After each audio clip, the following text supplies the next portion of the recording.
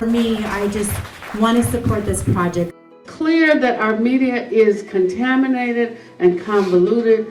The end of fake news is already underway in Hayward. We need something new and different to help us protect our democracy and, in fact, continue to grow our democracy. Next door is not it.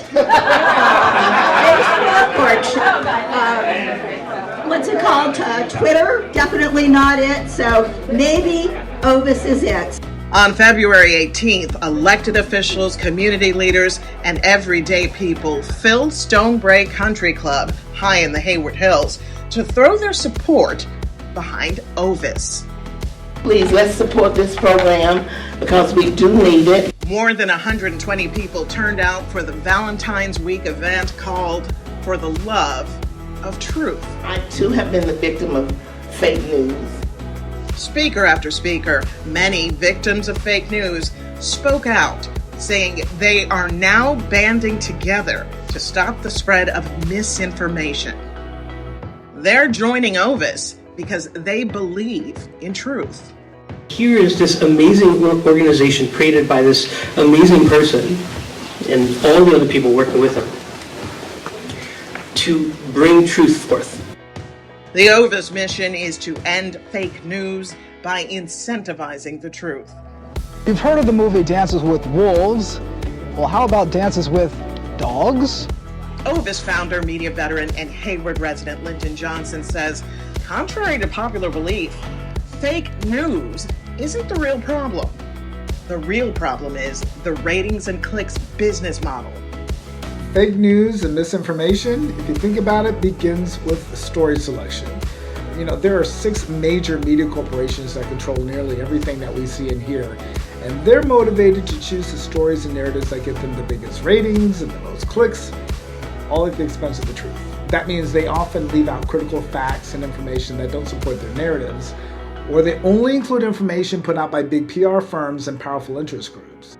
Johnson says the media companies often overlook positive stories about our communities and instead publish negative ones designed to pit people against each other, which stirs up anger and hate. In other words, they win with their ratings and clicks while we lose our communities and our democracy. You don't hate the person when you understand a little better why they feel the way they do, and that's what we're not getting. What's great about OVIS is that we're blowing up the ratings and clicks business model and incentivizing the one thing we're all after, the truth.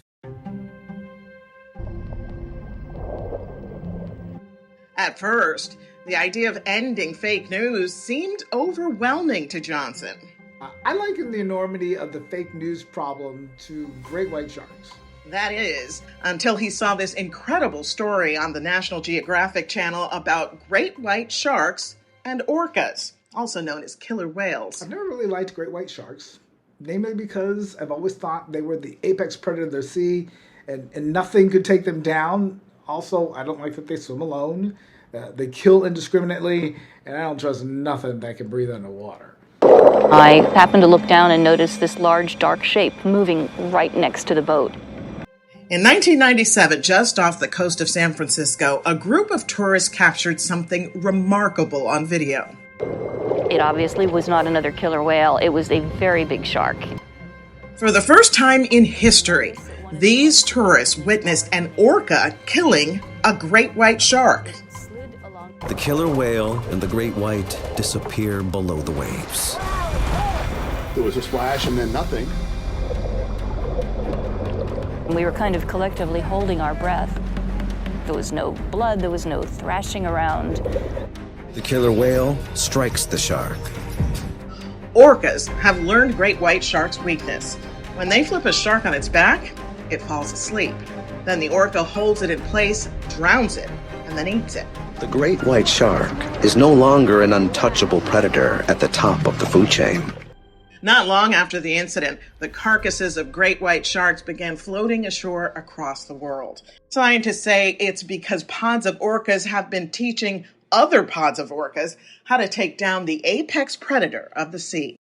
I love supporting my community, and what I love about the orcas is that each pod is its own community, but they teach other pods the truth about sharks.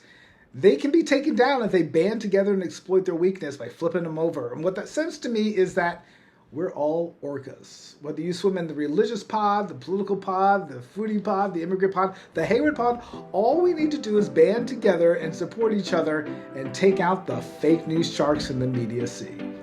So if you're wondering what OVIS stands for, it means orcas versus immoral sharks. So how does OVIS work?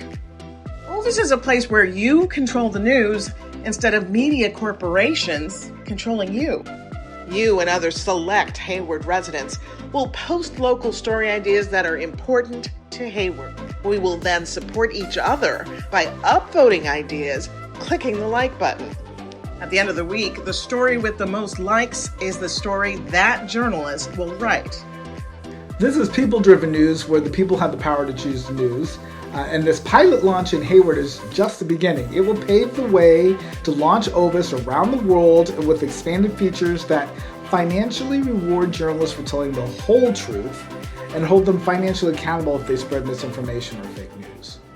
And the way that the organization is designed revolutionizes how we imagine the way stories are told and reverses the power of the few into the power of the many.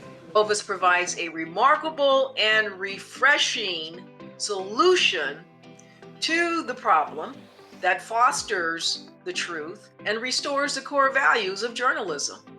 I do support this OVIS Foundation, and whatever Linton says for me to do, what can a godmother do but do it? On September 24th, help make history in Hayward. Say no to corporate media and yes to people-powered news. Stand up for truth and join OVIS, the future of news. Be an orca. Remember, there are only 6 major media corporations out there, but there are billions of us. We got this.